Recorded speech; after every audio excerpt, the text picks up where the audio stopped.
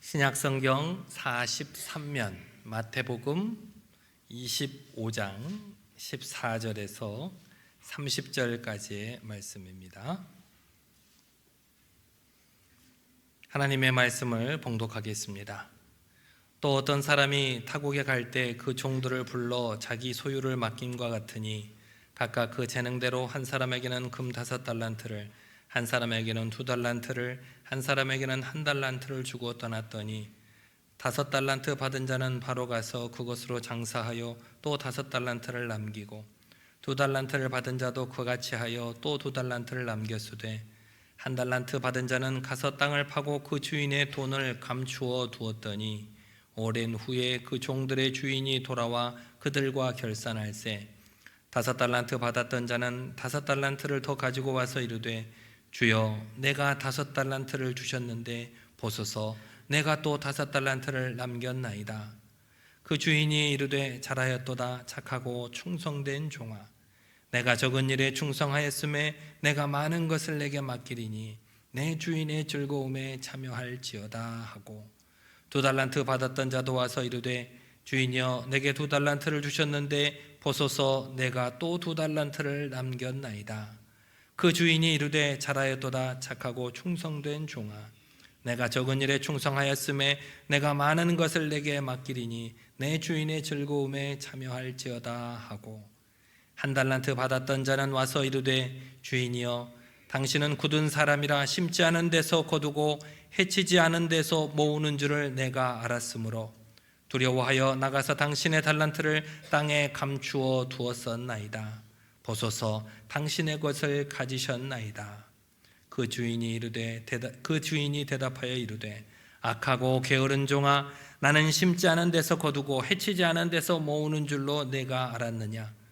그러면 내가 마땅히 내 돈을 취리하는 자에게나 맡겼다가 내가 돌아와 내 원금과 이자를 받게 하였을 것이니라 하고 그에게서 그 1달란트를 빼앗아 10달란트 가진 자에게 주라. 무릇 있는 자는 받아 풍족하게 되고 없는 자는 그 있는 것까지 빼앗기리라. 이 무익한 종을 바깥 어두운 데로 내쫓으라. 거기서 슬피 울며 이를 갈리라 하니라. 아멘. 온전한 믿음으로 저 세상 속에서 빛나는 그리스도인으로 살아가는 저와 여러분 모두가 되시기를 바랍니다. 오늘은 2025년 마지막 주일입니다. 올 한 해 어떻게 잘들 살으셨습니까?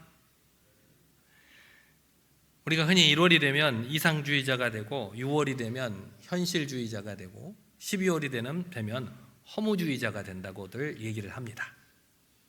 여러분 지난 송구영신 예배 때 여러분들이 결단하면서 기록했던 언약 갱신 서약서를 기억하십니까? 내가 올 한 해 성경을 몇 장 읽겠습니다. 기도는 몇 분 하겠습니다. 그 외에 여러 가지 제가 이것들을 하나님께 약속하겠습니다 하고 서명했던 거 기억나세요? 거기에다가 여러분을 뭘 적으셨을까요? 기억 못 하시겠죠?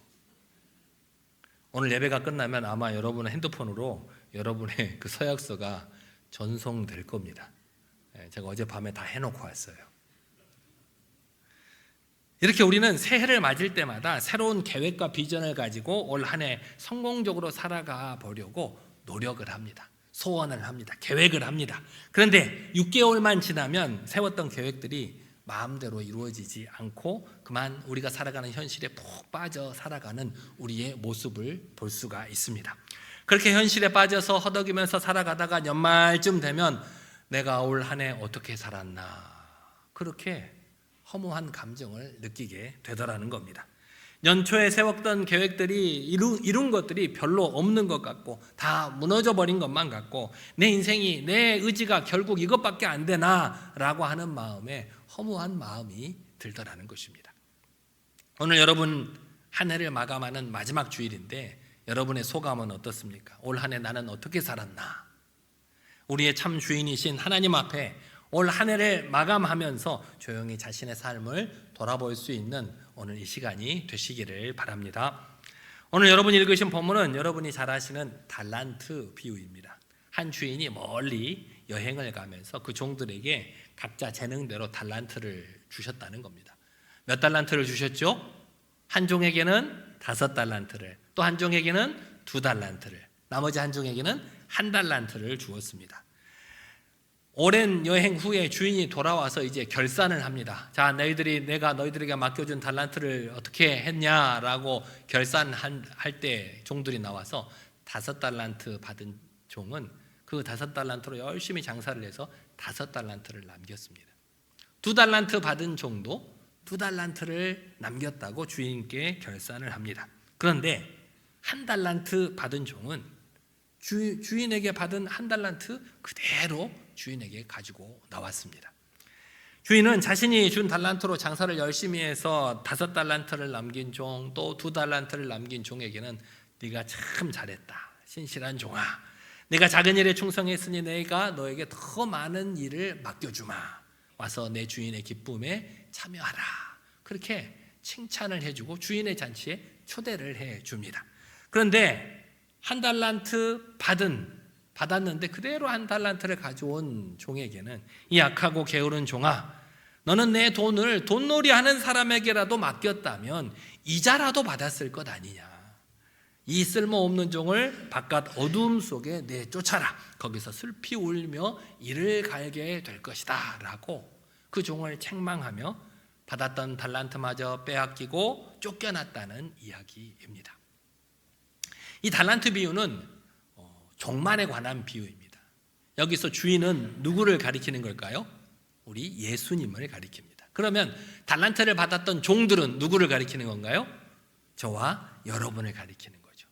주인이 여행에서 돌아온 때는 예수님께서 이 땅에 재림하실 때, 즉 이 역사의 마지막 때를 의미합니다. 그때 주인께 달란트를 받았던 모든 사람들이 각각 주인 앞에 가서 결산을 하게 된다는 것입니다. 여러분이 받은 달란트를 어떻게 사용하셨습니까? 내일 당장, 아니 오늘 밤에 당장 주님께서 다시 오셔서 내 달란트를 어떻게 사용했느냐라고 물으신다면 여러분은 뭐라고 대답하셨겠습니까? 저는 주님께 받은 게 없는데요 라고 대답하실 분 계실까요? 세상 사람들은 나는 주님께 받은 게 없다고 손사래를 칠까요? 이 땅에 사는 사람은 누구나 다 하나님께서 주신 달란트가 있습니다. 믿는 사람이든지 믿지 않는 사람이든지 우리 모두에게는 각자 다 달란트가 있다는 겁니다. 우리 스스로가 깨닫지 못해서 그렇지 하나님께서 여러분 각자에게 주신 달란트는 모두가 하나같이 값지고 귀한 달란트입니다. 특별히 여기 계신 여러분들, 예수님을 영접하고 구원받은 우리에게 주신 달란트는 하나님께서 우리에게 맡겨주신 사명과 아주 깊은 연관이 있습니다. 이렇게 하나님께서 우리 각자에게 주신 달란트로 어떻게 살아갑니까? 우리가 이 땅에서 살아가는 도구로 사용하기도 합니다. 내가 잘하는 것, 내가 좋아하는 것들로 내가 열심히 일해서 돈 벌어서 먹고 살기도 하죠. 하지만 그것보다 하나님께서 주신 달란트를 하나님의 뜻대로 하나님의 영광을 위해서 사용할 때 그 달란트가 더욱 빛나게 된다는 것입니다. 여러분에게 주어진 달란트는 어떤 달란트입니까? 그 달란트를 여러분은 어떻게 사용하셨습니까?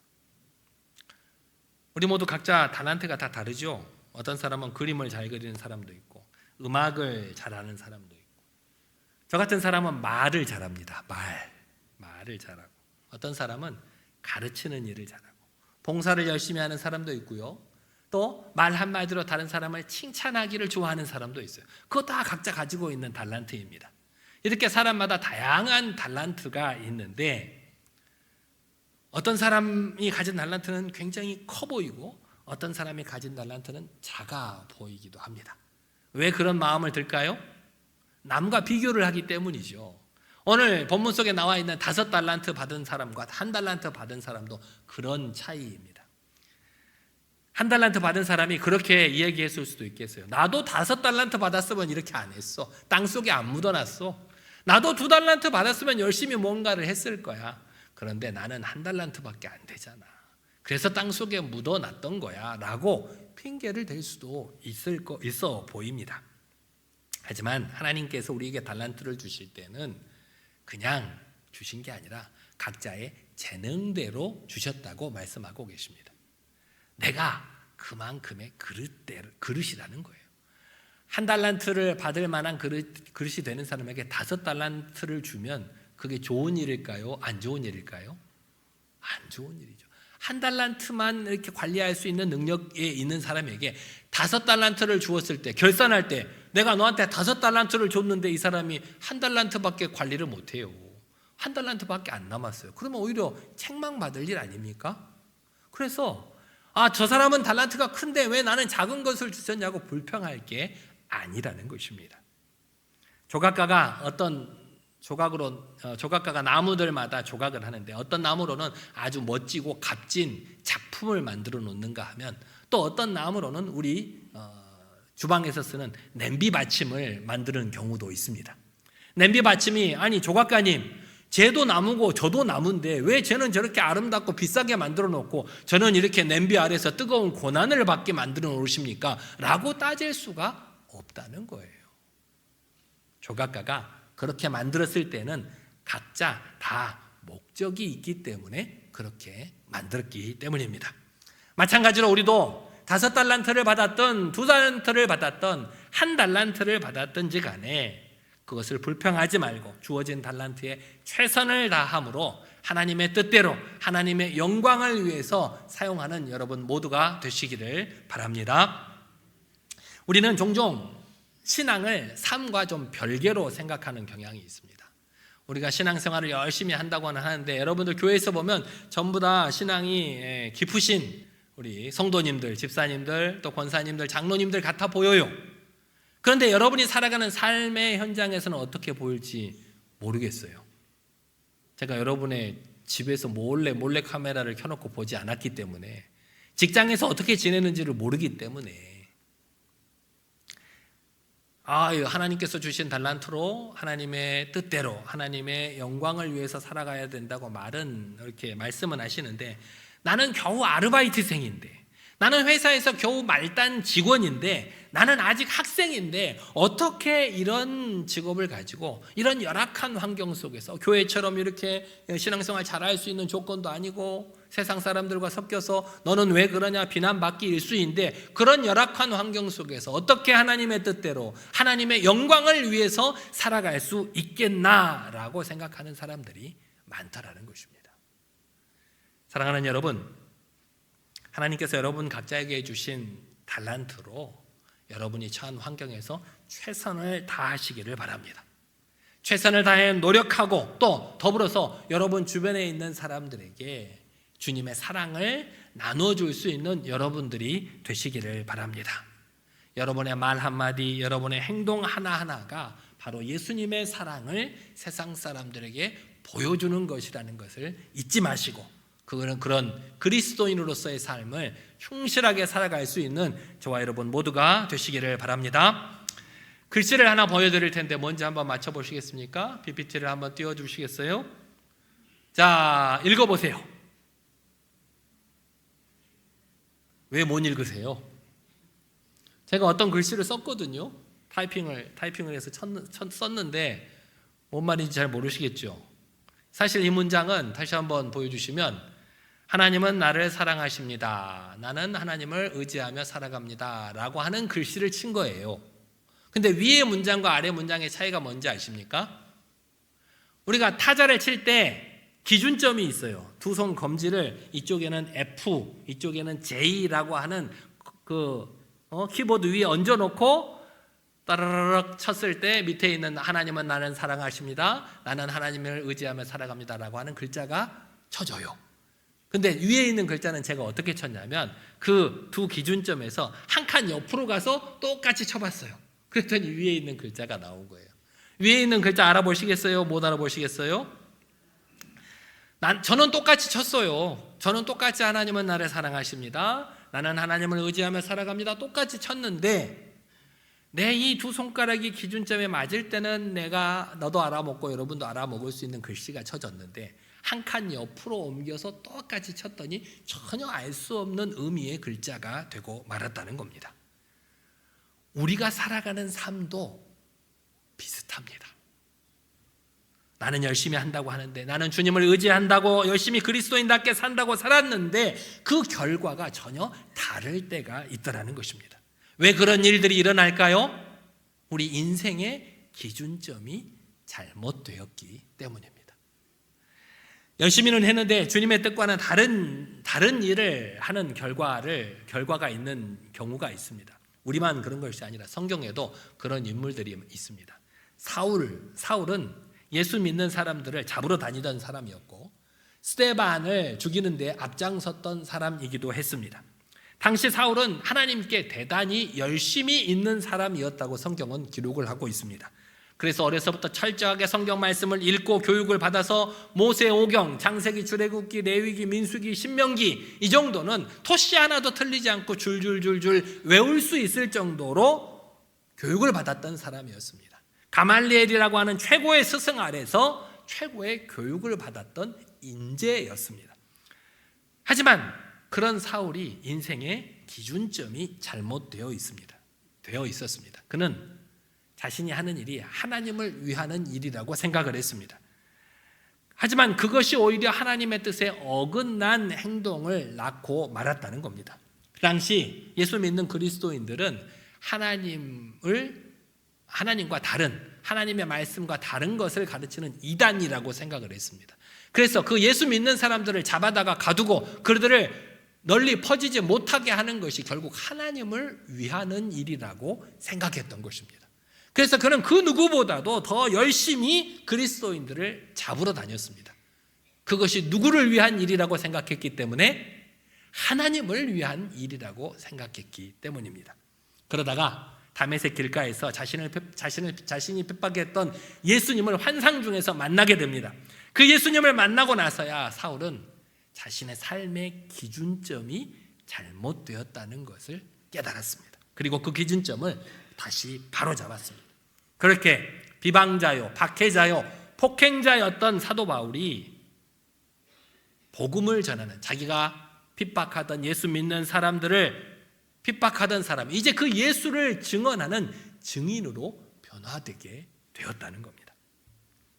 그것뿐만 아니라 이제는 자신이 이역 만리 먼 곳에까지 가서 예수님을 믿는 사람들을 잡으러 다녔는데 이제는 이역 만리 먼 곳을, 온 아시아를 구석구석을 3번이나 돌아다니면서 복음을 증거하고 사람들에게 예수 믿으라고 전도를 하고 가는 곳마다 교회를 세우는 그런 전도자로 변화하게 되었다는 것입니다. 어떻게 사람의 일생이 이렇게 한순간에 변화할 수 있을까요? 비방하고 박해하고 폭행자였던 사람이 누구보다도 뛰어난 전도자가 될 수 있었던 것은 잘못된 그의 삶의 기준점을 바로 잡았기 때문입니다. 사랑하는 여러분, 여러분이 2025년 올 한 해를 어떻게 보내셨습니까? 올 한 해 여러분은 어디에다가 기준점을 맞추고 살아가셨습니까? 주님께서 나에게 주신 귀한 달란트를 누구를 위해서, 무엇을 위해서 사용하셨습니까? 다가오는 2026년 한 해는 하나님께서 우리 각자에게 주신 달란트로 우리가 살아가는 이 땅에서의 삶을 위해서만 사용할 것이 아니라 나에게 주신 그 달란트로 하나님의 뜻을 위해서, 하나님의 영광을 위해서 사용하는 여러분 모두가 되시기를 바랍니다. 주님께서 이 땅에 다시 오셨을 때 잘했다 칭찬받는 착하고 충성된 삶을 살아내는 여러분 모두가 되시기를 바랍니다. 그래서 이번 한 주간에 여러분의 숨겨진 달란트를 찾아보시기를 권면합니다. 하나님께서 여러분에게 주신 달란트 가운데 여러분이 땅속에 숨겨둔 달란트가 있을지 몰라요. 그것이 청소가 될 수도 있고, 식당 봉사가 될 수도 있고, 중보기도가 될 수도 있고, 따뜻한 말 한마디를 건네는 것일 수도 있습니다. 이렇게 내게 주신 달란트 중에서 내가 숨겨두었던 달란트로 다시 봉사의 자리에서 섬기는 여러분이 되시기를 바랍니다. 땅속에 묻어두면 결국은 책망받을 뿐이지만 사용하면 기적이 일어난다는 사실을 잊지 마시기를 바랍니다.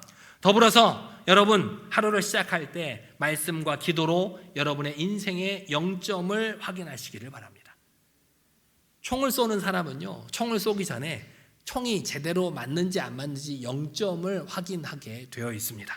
여러분들도 하루에 눈을 뜨자, 하루에 시작하자마자 하나님께 이렇게 기도하며 시작하시기를 바랍니다. 하나님, 오늘 하루도 내 말과 행동이 하나님의 기준 위에 있게 하여 주시옵소서. 그렇게 고백하며 하루를 시작하시기를 바랍니다.